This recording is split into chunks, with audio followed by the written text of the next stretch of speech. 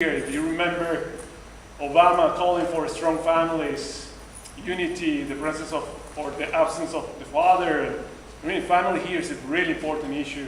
It's a film about children, it's a film about microfinancing, it's a film about community, it's a film about margin. I mean, it's a film about many things. And we're really lucky of having the film and having Samuel. And Liz, now it's your turn to say things back.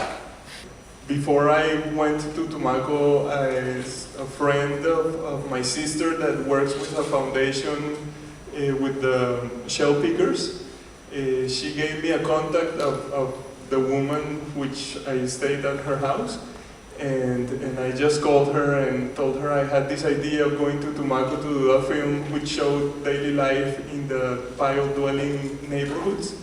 And she told me, well, I live in one of these neighborhoods, you can stay at my house.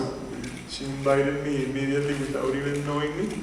I went 2 times. The first time I went with the intention of staying as long as it took me to the documentary, but a couple of weeks my camera broke down and I had to go back to Bogota, and then 5 months later I was able to go again, and then I stayed for 2.5 months at her house. In the beginning, when I was arriving, somehow I had the idea that these pile-dwelling neighborhoods were just like a little neighborhood with, I don't know, a few houses. Tumaco is always full of clouds, so I just saw white, and suddenly it was coming down, and finally I saw down, and I saw the image of thousands of houses underwater.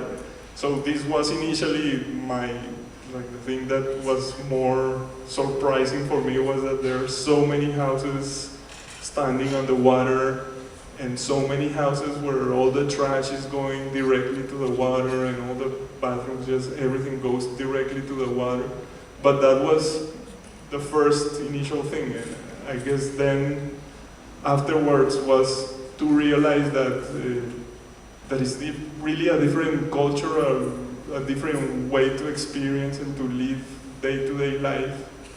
And what I learned of it was that most of the real problems that they are having are coming from me, actually, from the way I live my life and from my culture, which was something I never realized before.